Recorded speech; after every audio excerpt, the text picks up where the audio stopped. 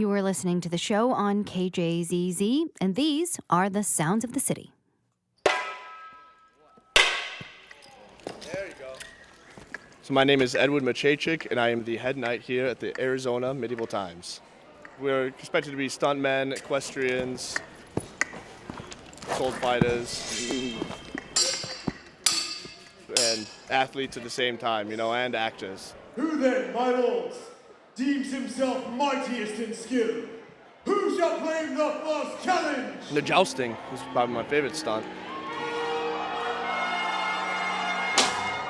The difficult part in that is simply to keep the horses on the rail, and then slowly it's almost like you're reading each other's minds. If you just think you want to go left and they start turning with you, or if you want them to go faster, they pick it up with you.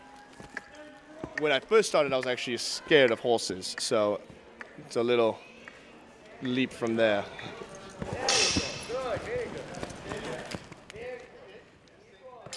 That's Edward Maciejczyk training the performers at the Scottsdale Medieval Times. If you have suggestions or hear things that makes Phoenix Phoenix, or you want us to knight you, send us a note at theshow@kjzz.org.